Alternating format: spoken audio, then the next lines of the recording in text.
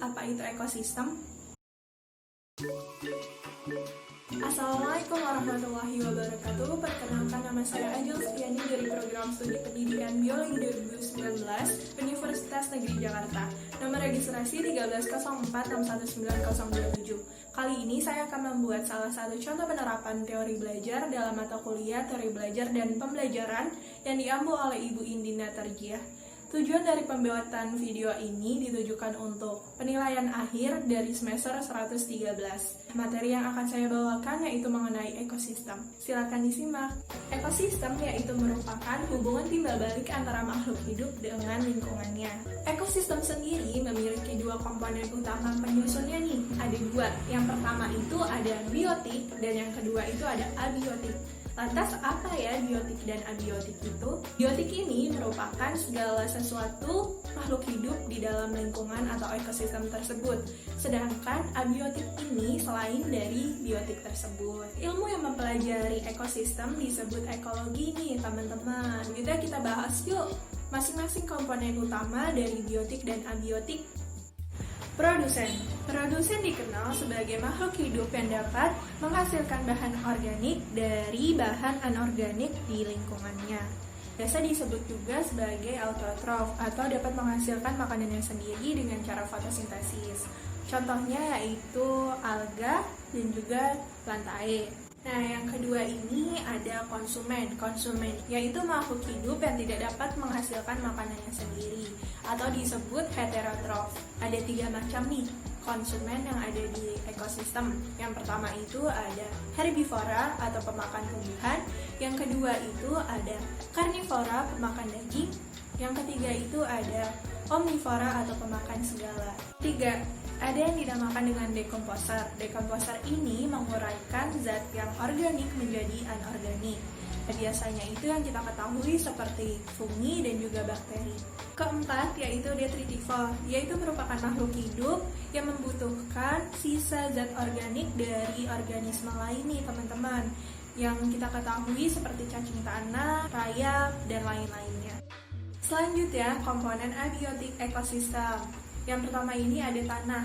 Tanah ini yang seperti teman-teman tahu memiliki sumber daya yang cukup banyak untuk tumbuhnya beberapa makhluk hidup seperti tumbuhan dan tempat mencari makan dari beberapa hewan. Yang kedua ini ada air. Tidak diragukan lagi, air ini menjadi komponen utama bagi setiap makhluk hidup dan tentunya sangat dibutuhkan untuk setiap makhluk hidup yang hidup di lingkungan. Ketiga ini ada faktor udara. Nah, udara ini dibutuhkan untuk makhluk hidup bernafas seperti adanya oksigen dan juga CO2 yang dibutuhkan untuk tumbuhan untuk proses fotosintesis. Selanjutnya ada sinar matahari. Yang teman-teman tahu juga sinar matahari ini dibutuhkan untuk proses fotosintesis. Selanjutnya ada suhu. Nah, suhu juga mempengaruhi tempat hidup dari makhluk hidup yang ada di lingkungan. Kelembapan. Nah, kelembapan yang kita ketahui juga dapat mempengaruhi dari kehidupan si organisme atau makhluk hidup. Seperti yang kita ketahui, biasanya di tempat-tempat lembab itu ditumbuhi dengan tumbuhan paku-pakuan maupun lumut. Selanjutnya, kita akan membahas tipe-tipe dari ekosistem. Yang pertama ini ada tipe ekosistem daratan dan yang kedua itu ada tipe ekosistem perairan.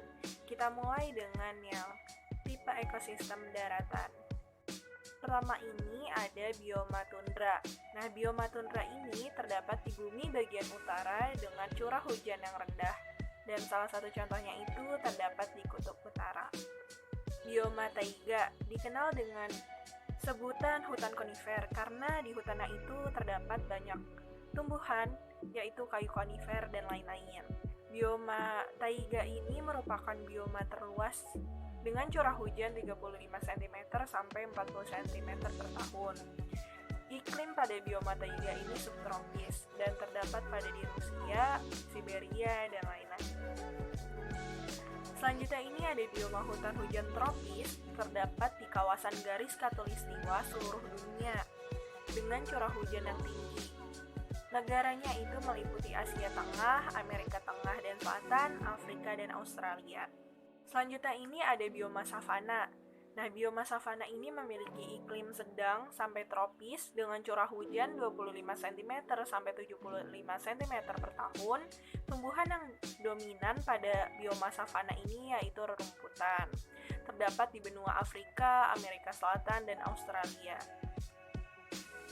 Nah, ini merupakan bioma gurun. Tanahnya tuh tandus dengan kandungan air yang sangat rendah. Nah, contohnya ini terdapat di Asia, Afrika, India, Amerika, dan Australia.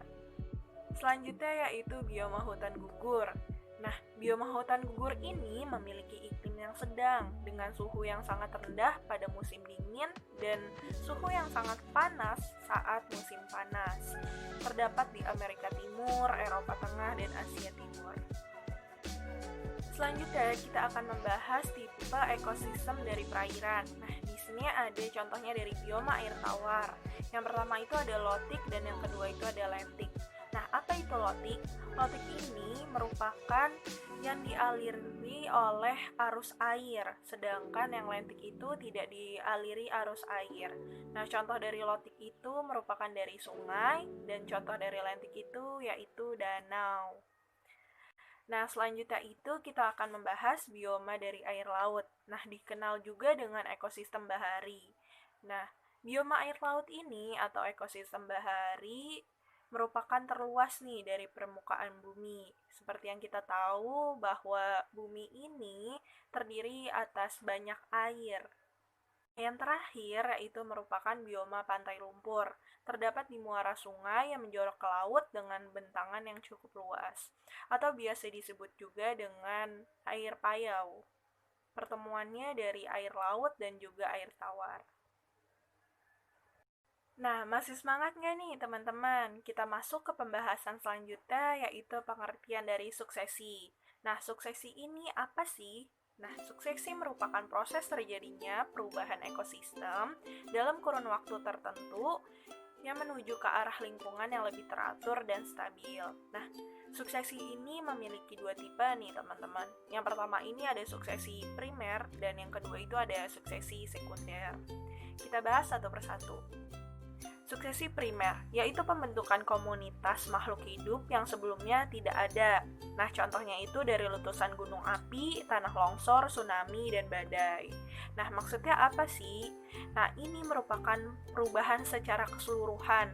Dan seperti yang teman-teman tahu, kalau misalkan adanya letusan gunung api, nanti dimulai lagi dengan pembentukan dari lumut, kerak, dan kemudian akan bertahap menjadi tumbuhan tingkat tinggi. Nah, dilanjutkan oleh suksesi sekunder. Nah, suksesi sekunder ini merupakan pembentukan komunitas makhluk hidup yang mengalami kerusakan yang sebagian. Dan ini tidak merusak keseluruhan komunitas. Contohnya apa? Yaitu banjir, kebakaran, dan penebangan liar. Penerapan Teacher Center dirasa cukup cocok untuk membuka wawasan dari setiap siswa yang ada di kelas. Nah, mungkin sekian dari saya. Apabila ada kesalahan dalam kata-kata, mohon dikoreksi dan pembenarannya. Wabillahi taufiq wal hidayah. Wassalamualaikum warahmatullahi wabarakatuh.